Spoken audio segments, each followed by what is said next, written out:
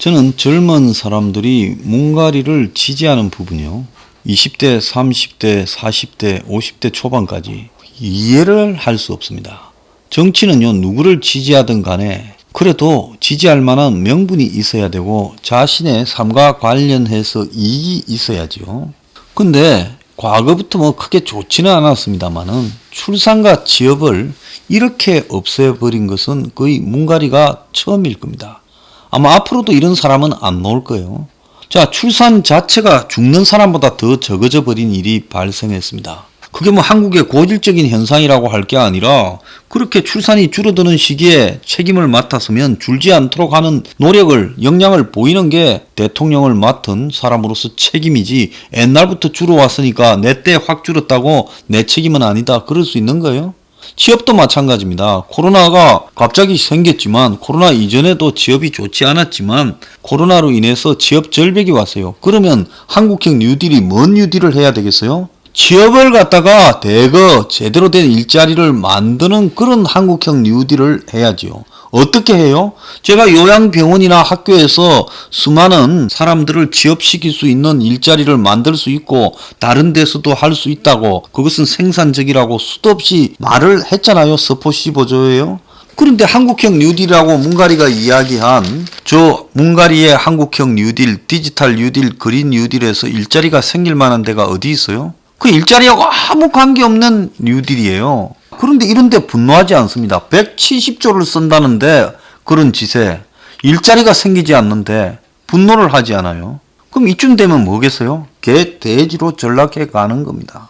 코로나 위기로 지난해 2020년 취업자가 2019년보다 22만 명이나 줄어서 외환위기 이후에 22년 만에 최대폭으로 줄어들었다는 겁니다.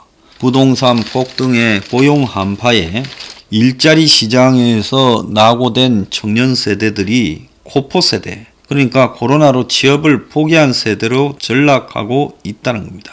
그래서 지난해 취업자가 2690만 명인데 전년보다 21만 8천 명이 줄었다는 거예요. 외환위기 때 127만 6천 명이 줄은 이후에 가장 많이 줄었는데요. 연간 평균 취업자가 전년 대비 감소한 것은 금융위기 때 8만 7천 명 이후에 처음이라는 거예요. 그래서 예사롭지가 않은데 올해는 어떨까요? 올해는 작년보다 훨씬 더 줄 겁니다. 이제 시작이에요. 올해 코로나 안 사라진다고 이야기했지요. 백신 효과 없을 거라고 이야기했지요. 올해는 자영업자니 뭐니 다 망하고 중소기업도 견디다 못해서 망한 게 올해 쏟아질 겁니다. 작년에는 아직은 버티면서 견디는 사람들이 많았고 이제 올해 1월부터 못 견딘다고 서민들, 자영업자들이 거리 저항에 나섰잖아요. 이제 본격적으로 우수수 떨어질 거예요. 그래서 지난해 실업자는 4만 5천 명이 늘어난 110만 8천 명으로 통계 기준이 바뀐 2000년 이후에 제일 많았고 실업률도 4%로 2001년 이후에 제일 높았고 비경제활동인구, 아예 취업 노력조차 하지도 않는 사람이 45만 5천 명이고 구직 단념자도 60만 5천 명이었다는 거예요. 특히 코로나 여파로 음식점, 도소매 업종에서 일용직으로 일하는 청년들 고용이 더 악화되었고 기업들이 신규 채용을 줄이면서 지난해 20대 고용률은 2.5% 하락한 55.7%로 떨어졌다는 겁니다. 전 연령층 가운데 20대 고용률이 제일 낮은 상태예요.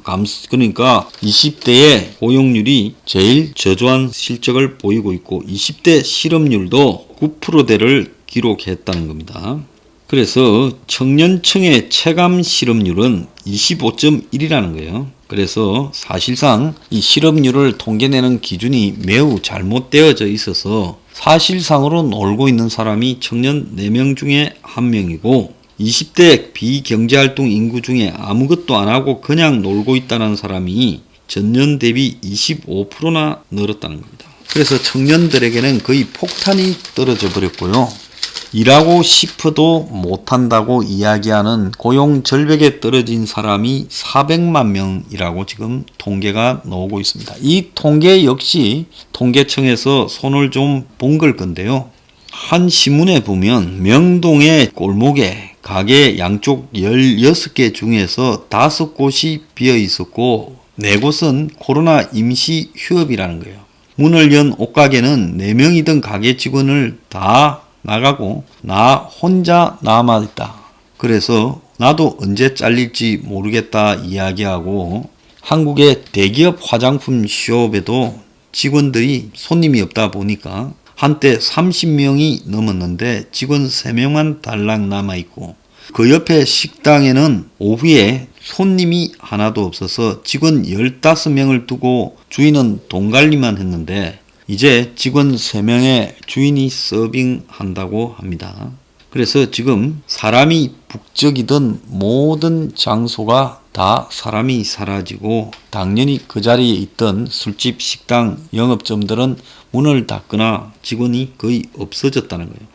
이러다 보니까 IMF 위기 이후에 22년 만에 놀라운 고용 삭감이 이루어지고 있어요. 지금 수치로 나타나는 것과 실제로 주변에 벌어지고 있는 일은 엄청난 격차를 낳고 있다는 겁니다.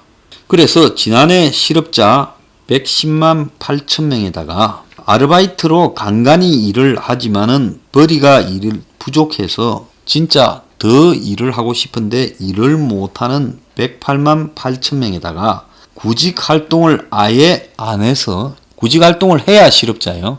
구직 활동을 안 하는 사람은 실업자도 안 돼요.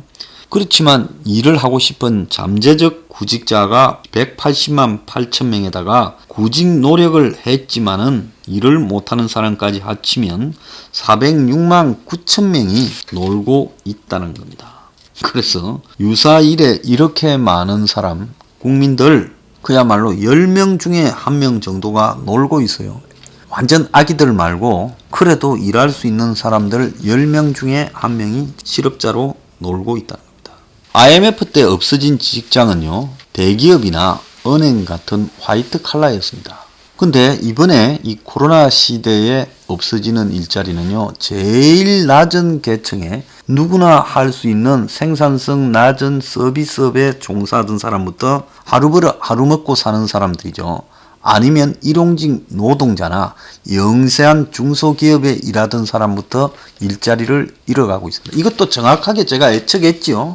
제일 약한 고리부터 고래 싸움에 새우 등이 터지듯이 죽어갈 거다. 그게 밑에서 위로 차츰차츰 올라올 거다. 상위 20%는 내일은 아니다. 나는 요즘 살만하다 하겠지만은 그들도 머지않아 그들의 삶이 위태로울 거다 봅니다. 한국의 상위 20%예요. 재산이 평균 13억대, 부채 빼면 11억대입니다. 근데 그 중에 대부분이 집값이에요. 한 9억이 집이에요. 그러면 그 사람도 가진 게 없는데 직장이나 하고 있는 일이 문을 닫아버리면 그때부터 이 사람도 안정적인 상위 20%에서 바닥으로 떨어지는 것은 시간 문제라는 겁니다. 근데 지금 일자리가 양적으로 줄어들고 있는 것도 문제지만은 질적인 저하를 더 주목해야 된다는 거예요. 제가 질 좋은 일자리는 어떤 일자리라고 강조해 왔습니까? 제조업이라고 이야기했죠. 그래서 세상이 아무리 변해도 제조업에 있어서 탄탄한 일자리를 확보하지 못하면 이 제조업을 놓쳐버리면 미국처럼 저렇게 돼서 트럼프 지지하는 사람이 7,500만 명 나오는 거예요. 근데 이 제조업에서만 지난해 5만 3천 개가 사라져 버렸어요. 지금 이게 한 해만 이런 게 아니라 매년 제조업에서 대규모 인원 감축이 이루어지고 있습니다. 그래서 중소기업들 보면요, 매년 제조업에서 2-3명씩 줄여요. 조금 규모가 있는 데는 20-30명씩 줄이고요. 그러면서 관리직 이런 거를 다 줄여버리고 관리 능력을 다 외주로 주는 형태가 되어가고 있습니다. 그래서 이런 제조업의 안정적인 일자리가 사라져버리는 그 자리를 단기 일자리, 그러니까 일주일에 36시간 미만의 일을 하는 그런 단기 일자리가 전체 일자리의 5분의 1이 넘는다는 거예요. 전체 일자리의 22.1%가 일시적으로 잠깐 일하는 거라는 겁니다. 그럼 왜 이러냐? 현 정부에서 한 달에 30시간 일하고 월 27만 원씩 주는 60세 이상 일자리로 통계 수치를 메꾸려고 때우고 있다는 거예요. 만약에 이 정부에 이게 없다고 하면 실업자 숫자가 얼마나 많겠는가를 한번 생각해 보기 바랍니다. 지난해 취업자가요, 정부에서 일자리 자금으로 인위로 인공적으로 만드는 일자리에 노인들이 얼마나 많이 취업을 했으면 60세 이상이 37만 5천 명이 증가했고, 그거 빼고 남은 모든 연령대에서 감소했다는 거예요.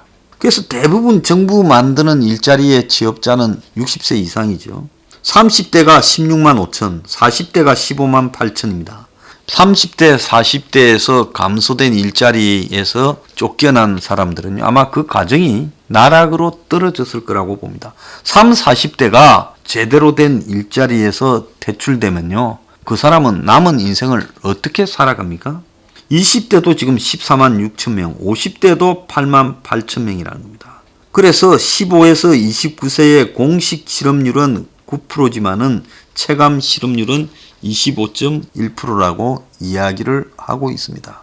자, 청년 실업률이 9%라고 하는데요. 이거는 전체 실업률 통계보다 2.25배가 더 많은데, 한참 일을 해야 될 20대 후반, 30대 초반에서 취업을 하지 못하고 이 사람들이 경력을 쌓지 못하면 영원히 이 취업 시장에 제대로 진입하기가 어려울 수 있습니다. 그러면 이 사람들은 결국 코로나 세대라고 취업 일자리가 사라져 버려서 백수가 되어버린 불행한 세대로 낙인이 찍힐 거고, 그리고 1, 2년 동안에 취업하지 못하면 계속 그냥 떠도는 세대가 될 수밖에 없다는 겁니다.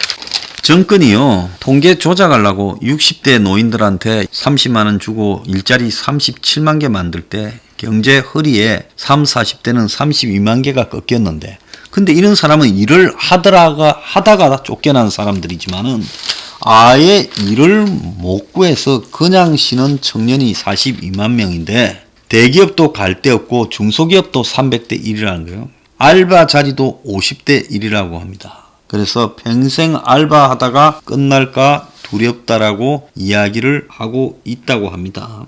그러면 내가 만약에 대통령이라면 어떤 정책을 구사할까? 여러분들이 한번 생각해 보십시오. 국가의 예산으로 이럴 때 청년부터 한참 돈을 많이 벌어야 되는 30, 40대에 다 걸맞게 그들이 일할 수 있는 일자리를 만들어주는 쪽으로 모든 국가의 역량이 집중되어야 되지 않겠습니까? 그런데 그런 거는 뒷전이고, 그냥 노인들 그냥 30만 원씩 돈 내버려 가면서 낭비적으로 대응해서 결국 뭘 하고 있습니까? 통계 수치만 나쁘지 않게 보이도록 한 달에 30만 원 받는 일자리가 취업 일자리라고 통계 잡히는 것 자체가 웃기지 않습니까? 그래서 정부가 한국형 뉴딜이라고 이름을 붙였으면 20대를 취업시장에 참가시키기 위한 노력이 가해지도록 하든가, 아니면 30, 40대 한참 일할 나이의 사람들이 직장에서 퇴출되었을 때 국가가 대신 정말 안정적인 일자리를 창출하는 지원을 하든가 해야 되는데, 그런 모습은 하나도 없다라는 겁니다. 자, 작년 12월에요. 재작년 12월 대비해서 62만 8천 명이 줄었는데, 이거 왜 이런 줄 아십니까? 일자리 사업이 돈을 다 써가지고 조기 종료되다 보니까 12월에는 노인 일자리 사업을 못한 거예요.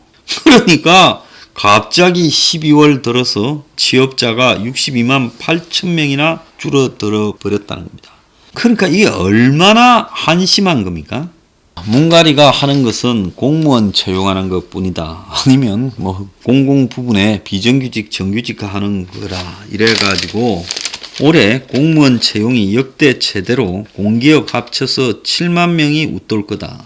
그래서 공공기관 채용 45%를 상반기에 하겠다는데, 필요에 의해서 공무원을 추가해야지, 이 공무원이라는 게 지금 일본보다 2배 이상의 수준이 많은 현상인데, 우리보다 일본이 인구가 훨씬요 많잖아요. 그런데 공무원은 일본보다 훨씬 많습니다.